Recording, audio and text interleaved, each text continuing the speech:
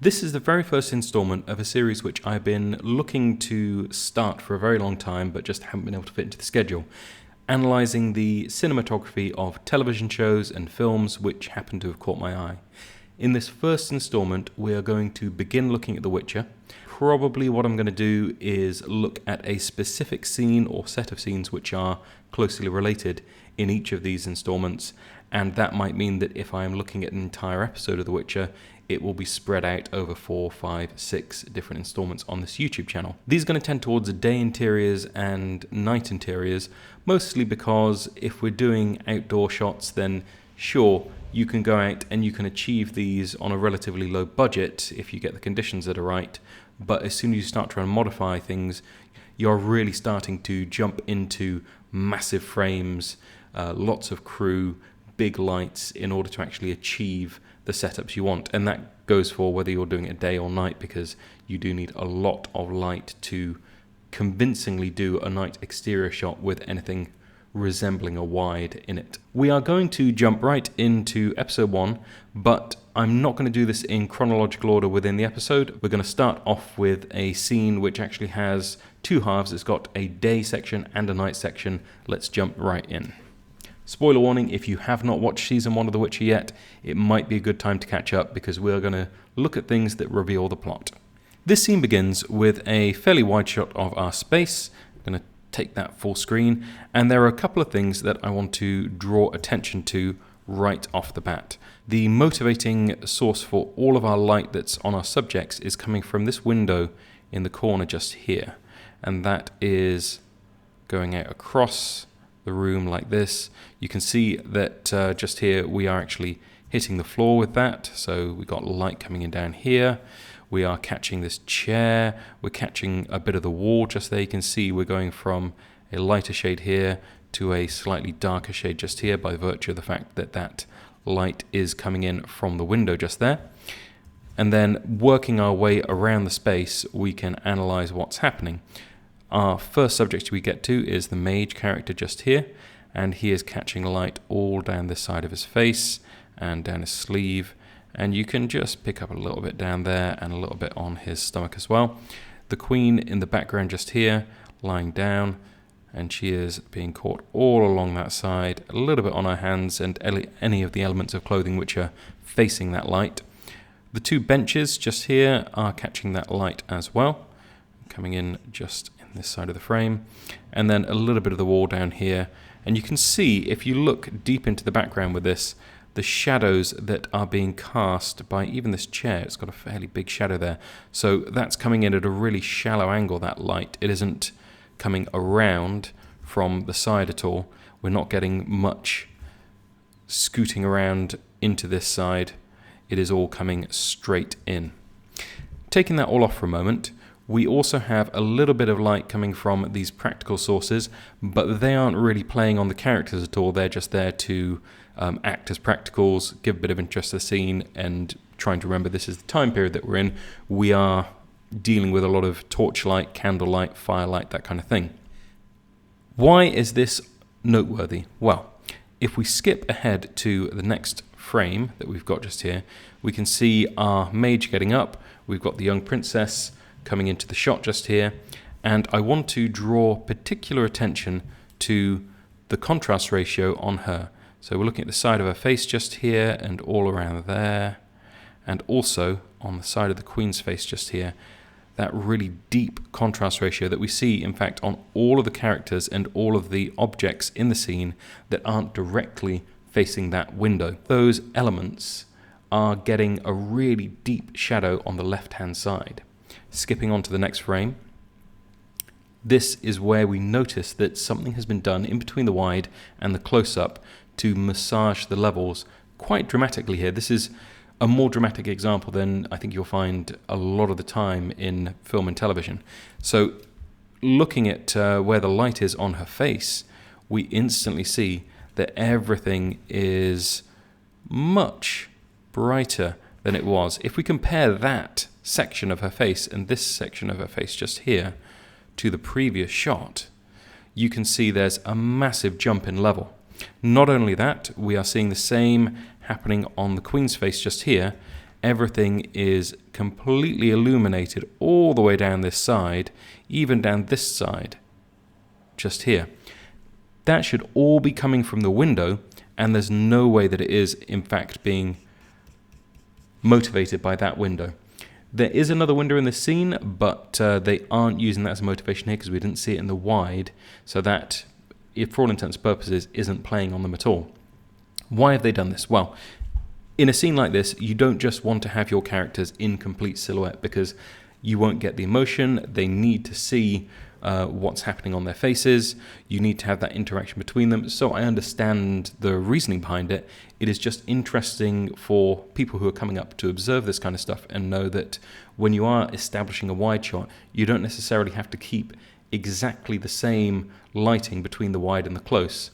More often than not, that will just be a finessing of the light as you step into the close shot. So you'll probably have a harder light source in order to get the levels that you need and the contrast ratios that you need on the wide. You can also beam that in from a greater distance. And then when you come into the close shots, you can bring in a little bit of diffusion. You can start to massage everything, shape the light a little bit more, and give the effect that you want, whether that be flattering or something else. You can get a little bit more involved in the close shots versus the wide shots. I'm going to take that off for a moment. We do still have level coming in from the window, but that level that's coming in and just tickling the shoulder and the hair just here isn't really in the same range that it should be if it was the same light from the last shot. I think this is maybe 3 to 4 stops down from where it feels like it should be. Either that or this is 3 to 4 stops up on her face from where it feels like all of this area just down here should be.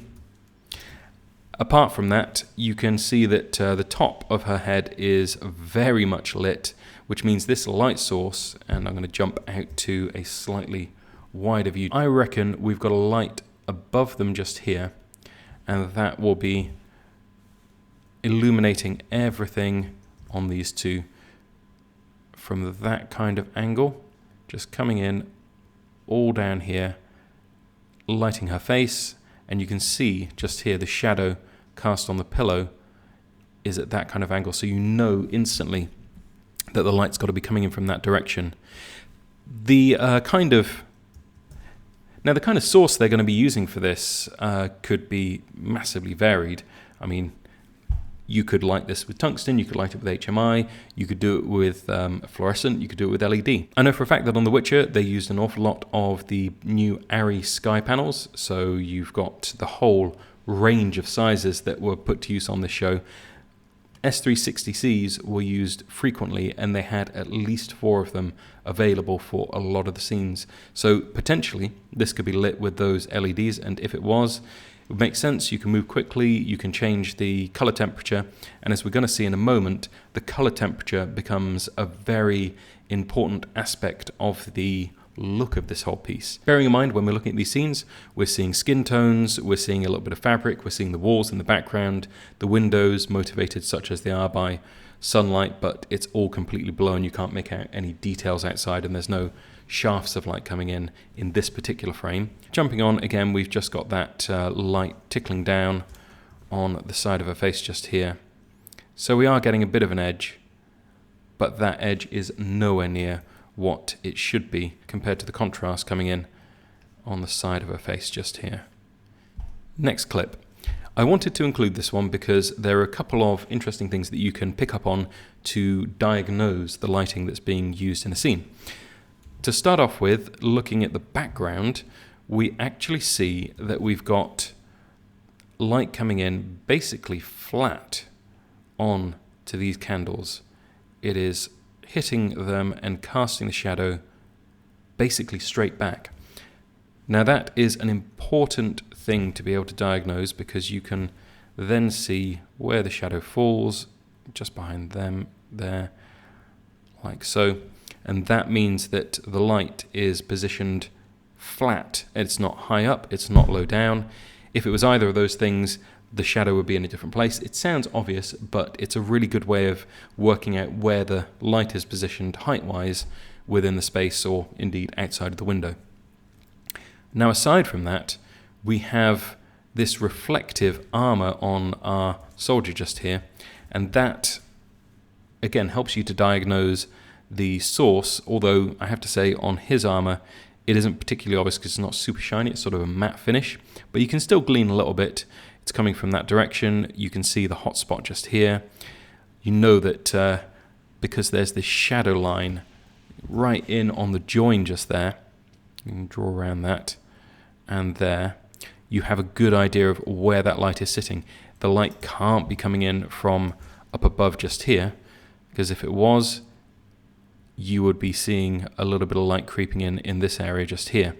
Likewise, we can diagnose the position of the light within this scene, because as it moves around, he's got his body slightly turned to us and his head turned away from us. That is falling off across his chest just there. So the light source can't be too far this way. It's got to be more around that side. So we've got that indication based on what we see in the scene. Got some shadows down there. We've also got some shadows just here, and you can see very crisp shadow. That means that the light can't be too far that way. The light source has got to be pointing more back this way into the room, and indeed having the candles there, having the highlights there, having the shadow fall off on his armor, all indicates where that light is going to be positioned. If this was slightly closer, you might begin to look at the eyes to see what the shape of the source is, what the height of the source is, what the size of the source is even, but you can't really make it out just here. You can take all of that off and jump onto the next clip.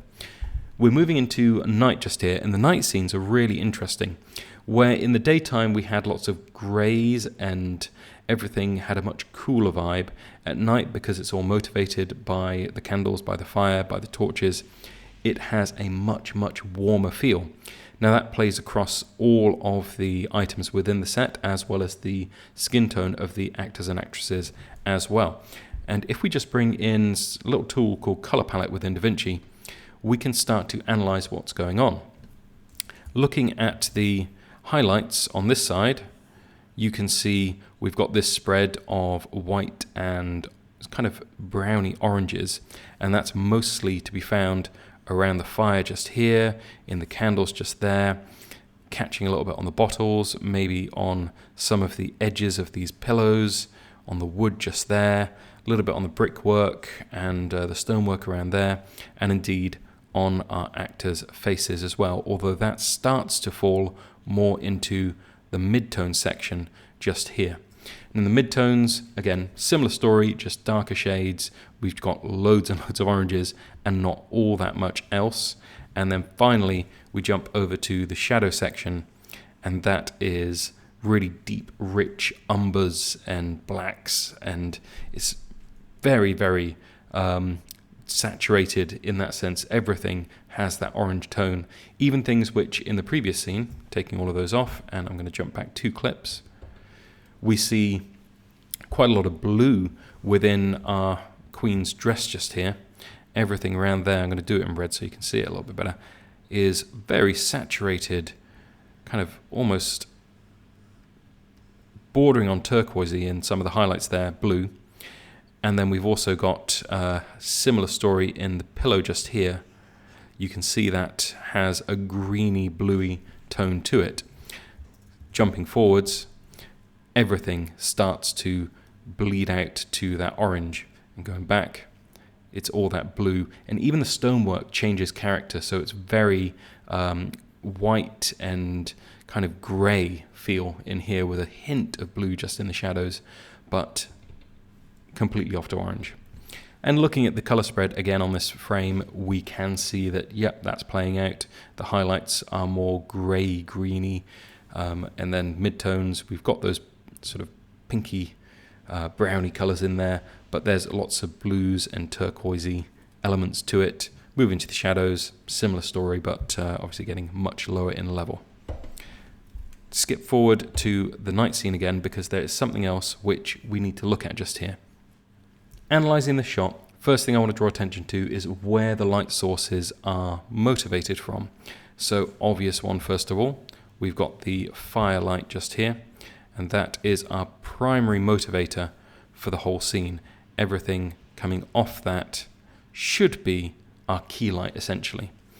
We have a little bit of leeway with these practicals. They are going to allow for a little bit of cheating, if you like, because they mean that you can light, for example, this side of the pillow just here, or these glasses, or indeed the side of this little bench, just the general area of the floor down there if you want to, and of course lighting the wall as well, so you've got a bit of a pattern of different tones and movement. It all makes it feel alive because it's a moving light source. It allows you those cheats, but what it doesn't allow you to do is this. The entire side of our actress is lit. Jumping forward to the next frame, we are immediately shown a much darker tone in her hair and on her side. And again, for the Queen also, this is really falling off down this side as well. Jumping back to the wide again, we can see this shadow line on the Queen just here, and in the close-up shot you aren't seeing that nearly as much. On to the next frame, and this is where things become very obvious. Quick analysis just here, we have absolute black on this side of the princess's face and her arm, and even on the side of her bodice. The entire side is in deep shadow. Now that contrast ratio is very pleasing, and I do like it when things go down to a very dark side. So you've got the dark side, you've got the light wall in the back just there. It's all motivated by the firelight, because remember the fire is on this side casting light out that way. So that does make sense. I can buy that. The candles in the background also help to motivate this light source. They're on that side. They've got a little bit of lightness there. This side of the Queen is down in absolute shadow. But again, that is acceptable. That is the way it should be. Jumping to the wide shot one more time, and we're going to break down where this lighting is coming from. To start off with, we're going to look at the benches down here, and we're going to see that actually the shadows of the legs are casting out this way. Now immediately, if you know that the shadow lines are being directed that way, you know that there's a strong light source on this side. So we're going to call out a light being somewhere on this side.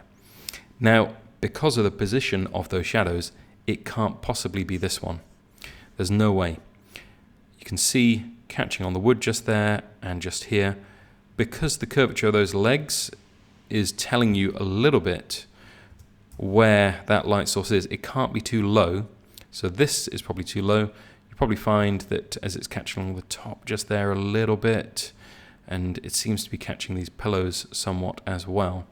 That light source is probably somewhere up here, and it's going to be over in that direction. But on the front side of our actor and actresses somewhat, so probably just slightly that way, around there I reckon. Again, that could probably be an ARRI sky panel. That would do the job, maybe through a little bit of diffusion. It doesn't seem super harsh, and we're not getting any specular on the wood just there. Do get a little catch just there, but that's fine. Next, calling out the shadow underneath here, we are again going to see that you have very strong lines coming out just there and just there, and the shadow actually feathers as it goes back this way. It gets much darker at this side, and it gets lighter as it goes out that way. So you know there has to be a light source kicking itself in on this side. Otherwise, there's no reason that would be happening. Now that light source, in all likelihood, will be the culprit for this illumination just here. And I'd say that that light source probably is the culprit for all of this down this side being illuminated on our actress just there. Now, because these are sets, I would go as far as to say that we may not actually have anything in this section just here. That might be digitally placed in. That might be a digital element of the set, and it does allow them quite a lot of flexibility when they're doing all of this lighting to be able to recreate little bits of set. We're going to see that on some of the much larger sets. Might be real, might not. I could see them cheating that if they had to. Take that out for now. Other elements that we can analyze just here. All the lighting on her. So we've looked at the lighting on her. We're going to go out to look at the next frame. So we're going to look at a couple of the other frames within this scene. Skipping forwards, we see our mage character coming into the foreground just here. Not too much to say on this, although we are getting a different angle. Remember before, we were pointing in the other direction when we came into the room. Now we can actually see this window just here, which previously was not visible. We've also got, just going around, lots of torches, some more candles, another torch thing in the background just there. So that's all motivating light if we want it to. It could be motivating the light coming onto our mage just there. It can be motivating the light coming onto princess just there. We can get the motivation for anything coming onto our soldier just here. And we've also got the implication, ever so slight implication, of something coming in a little bit like moonlight perhaps down here. That's a much cooler tone than anything else in the scene, light-wise. So maybe there's something coming in from the window. I can't really make out much there. Perhaps there's just a tiny bit, but not really anything to shout about. Interesting, on the pillow just here, we've got a really strong source coming from this direction, and that doesn't really relate to the fire, so that's much brighter than it should be. And this, if it is from the fire, should be getting an equal amount of light as that, so it's a bit strange. Take all of that off for a moment and we'll skip on to the next frame. Yeah, so this is nice. We've got a little bit of cheating going on. They've clearly put something just above the queen so that we are wrapping the light around and giving her a little bit more in her face. Our mage, again, is being illuminated from just about here, and that's just falling off around his face, but it is catching his ear, so it is quite far around that side. It's not, getting all the way around to his ear means that it isn't right on the side of the fire. It has got to be more level with him, and indeed that might be what's catching this cushion at the top just here as well. Take those off. We've got edges on everyone, and it's worth pointing out that our actress is looking very pallid here. She is certainly on her last legs, so she's got a bit of a waxy complexion, lots of highlights and things which hair and makeup would normally take care of, but that's all part and parcel. That's probably dressed in at this point compared to our mage. He's got a very matte skin tone just here. You can see the reflections of the light, but it looks much healthier. Good for him. It won't last. And then a little bit of a highlight around his beard. Again, can be motivated by the firelight. That's absolutely fine. Pleasing frame. We've got some dark, we've got some light, we've got some contrast. I'm happy with that. Moving on, here's a little bit of something weird. Just take that off. So, this frame crosses the 180 degree rule, but I don't necessarily mind that. I'm not going to comment too much on that kind of physical cinematography in these breakdowns. I'm more focused on the lighting. I don't want to get into the methodology behind why you might cross the 180 and how that impacts on the narrative, how that impacts on everything that you're seeing on screen. What I am worried about just here is the position of the lighting. Just realised this has all taken a rather negative turn. I did enjoy the lighting in the series, and I love looking at these setups. It's just that when you start to look at anything in this kind of detail, you do pick up on these things which the casual viewer is never going to notice, and indeed a lot of the cinematographers even won't be picking up on every little minute detail unless they start to pause it and look at the individual frames like we're doing just here. A couple of things to call out. First of all, we have deep shadow. Great, light deep shadow. We've got this Rembrandt kind of triangle thing going on just here. Great, lovely lighting. There's a reason it's so well regarded. It does make his face look shapely, which is good. We've got a hint of something going on in the background just there with the candles or something. Fine, like to have a lot of practical, and it's moving because it is a live practical. We have a little bit of a hint as to what's going on with the light just here. First time we've really got this close in on someone's eyes where you can see the catch light in his eye. And that tells us that the source has got to be above him and off to this side. So that is where it's coming from. And it looks sort of round from where we're looking just here. And that's catching all the way across his face, catching down to there a little bit, but falling off. So you've got darker tones there. It's very nice. Take all of those out. And we're just left with this. Now the shadow and the light are really what we have to pay attention to here. In this frame, shadow's on the right hand side, the light is on the left hand side. If we skip back to the previous frame, the shadow is on the left hand side and the light is on the right hand side. So when we look at that, we really, if this frame is telling the truth, should be looking at the side of the frame that the fire is on. So all of the side of his face should be catching firelight and it should be dark on the other side. But what we're finding is, actually, it's the opposite, and the Queen has suddenly jumped to being a complete silhouette just here. You can see her hair and the side of her face sort of just there, but everything is down. But that's meant to be the side that's facing the fire. So what's going on? It's all a bit weird. All I can imagine is this was flipped in post, because in order to get this light, if you were there on the day, you would have had to completely switch everything around, either rotating the actors, moving the camera position and the lighting, or we're simply looking at something which was flipped in post, and we can flip it back. We can have a look at what might have been if this was flipped the other way around. So if we do that, go back to our viewer page, color panel, that makes a lot more sense to me. I don't know what happened there and whether it's just something they've done for the narrative. She's dying, it's all going wrong, so maybe there's an element of that. Like I said, I don't want to speculate too much on the story implications of what you're doing with crossing lines and flipping frames, but this makes a lot more sense. And if we skip between the two of them, it fits. It's in the right place. Admittedly, the lighting isn't as extreme just here as it is just here. So perhaps they did it just to take attention away from that. But it's a strange choice. I don't understand why you would do that one. But there it is. Skipping forwards, we've got a little bit of the color palette in here, and I wanted to bring this up because everything really is orange and brown within these frames.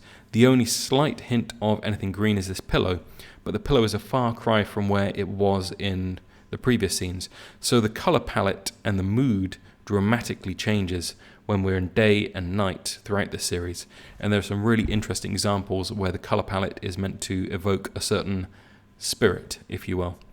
All of these warm vibes that we're getting from the fire are a little bit counter to what's going on outside because everything's falling to pieces. Our actor just here tells us a lot about what's going on with the light. We've got a reasonable contrast ratio on his face just there. He's definitely down on this side.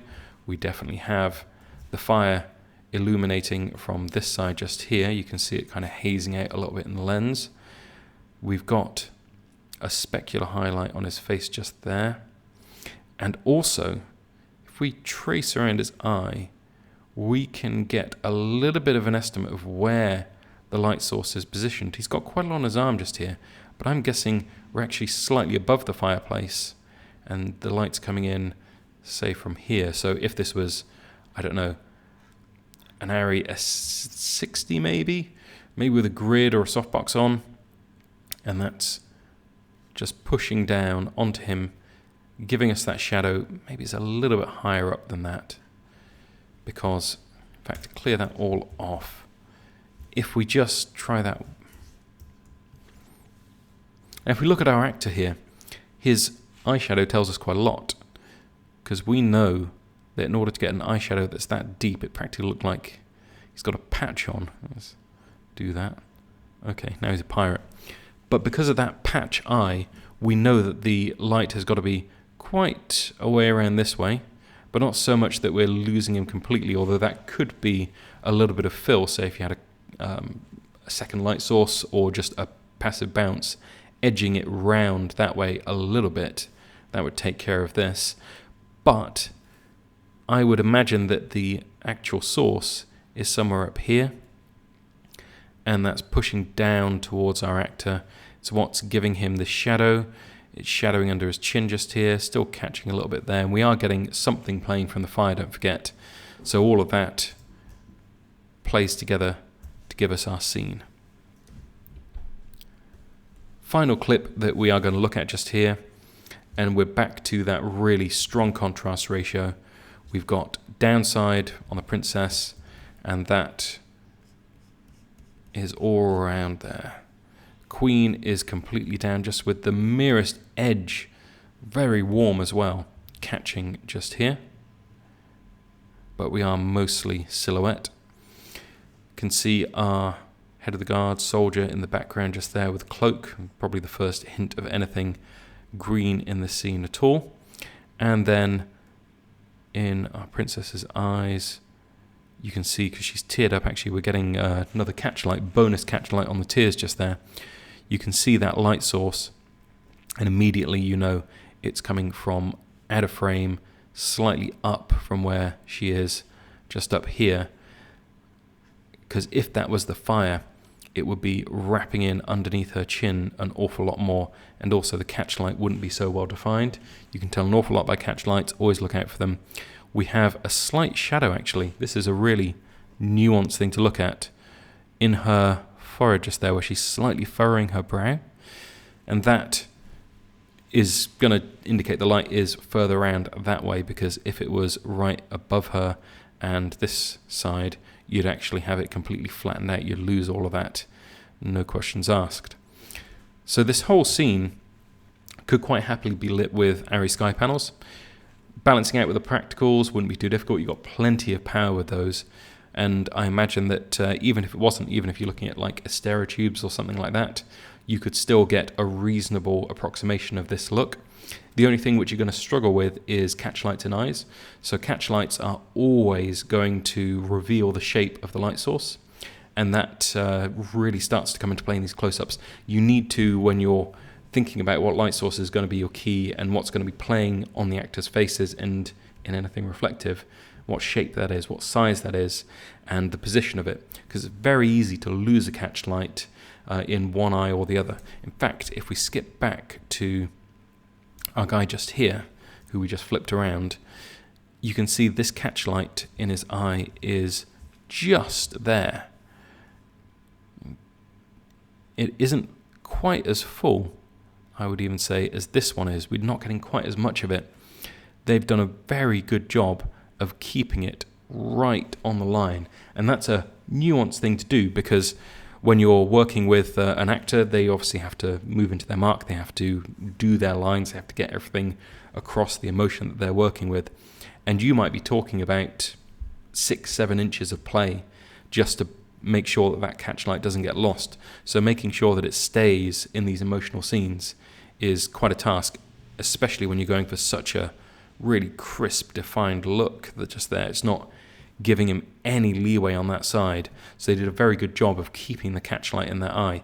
In fact, I would go as far as to say this is probably one of my favourite frames in this whole scene, just because of the way that it all plays out and the emotion that's conveyed from it. A couple more to look through. We have our queen lying on the pillow just here. We've got a really strong catchlight in her eye. A little bit bizarre now. Remember how we had this glorious shadow? Yeah, forget that. We don't have that glorious shadow anymore. Say goodbye to the glorious shadow. We have light all the way down her cheek, and it is flat as a pancake. I'm a little bit sad. I really liked what was going on in that shot, but we have a light coming from this side and a light coming from this side, and then in the center, it is going down a little bit to shadow down there. So you obviously have light coming from two directions to do that, but yeah, not a fan of what's going on. I don't know why they keep flipping that. Queen, lots of specular highlights all over her forehead just there, and her chin and everywhere. just specular because of the sweat and because she's very waxy and pallid. It's fine. It's meant to look like that. Again, in her eyes, you've got the catchlight, and that catchlight is almost dead center in her eyes. Let's see, I'm probably going to say that source has to be practically behind the princess's head right here to get that crisp definition and to get it right in the center of her eyeball just there. And yeah, in fact, looking at the light on her forehead as well, to get everything where it's sitting just there, it can't be that high up, because otherwise the specular highlight would probably sit a little bit further up on her forehead just here. So that has got to be, let's trace it back. I reckon that's sort of off up here, beaming in, and that's why you're getting this specular highlight just there. And that plays out. I have some evidence. So jumping between these two clips, you can see a shadow, no one catch it, on her pillow. And that shadow tells you practically everything you need to know, because if the light was up high, then it would start to eke in down here, but it isn't, so it can't be that high up. It can't be coming down like this, because you'd have this starting to fill in from it, but it's really quite well defined all the way around her, so it isn't that high. And that makes sense. Because she's lying down, you're having to light her in a different way. You're not positioning the light in the way that you normally would. So I completely get why they've done that. You can also see a little bit of the firelight creeping in there. And that's another little tell, because if that firelight was what was casting this shadow, you wouldn't suddenly get the firelight filling in behind her head. It just wouldn't work like that. So that firelight coming in just there is much more orange. You can see this light is a much cleaner light, and that's everything that's going on just there. Finally, just to sum up through these, we are going to bring in our color palette and just have a flick through each of these scenes.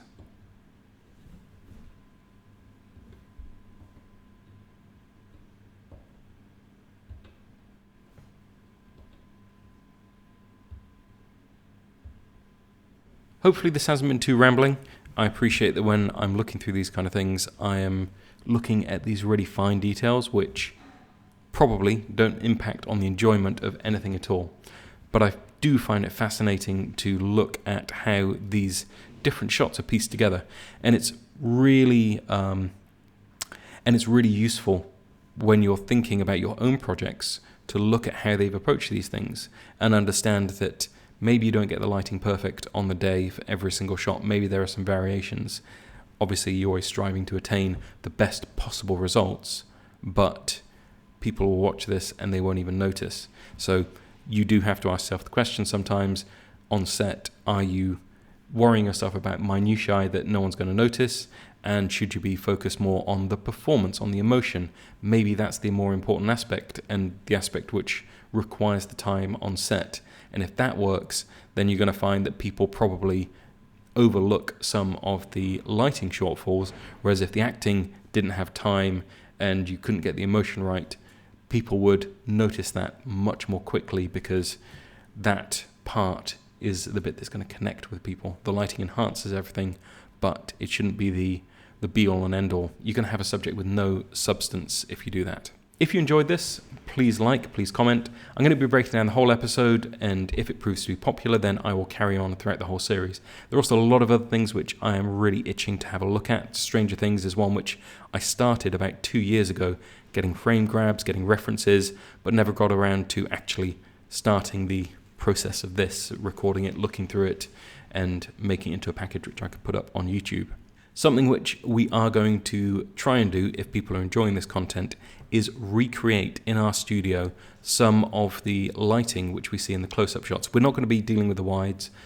You need a huge space, you need a lot of lighting, you need a lot of set dressing and props to make that work. But we can take things that we're learning from looking at this and say, okay, we can achieve this look with a red head and a softbox. We can achieve this look with 3 LED lights. We can get something similar with a couple of HMIs or a fluorescent. We can try and light it just with natural light if it's the window scene. So we can work out where we can push and pull and how you can actually take what we're analyzing here and apply it in a practical sense. Because I think that's one thing which on a lot of the cinematography breakdowns that I tend to watch, they don't go the next step and say, okay, we've looked at this scene, how can we put that into practice? What can we do that makes this a practical thing that you can follow along with and hopefully recreate yourselves?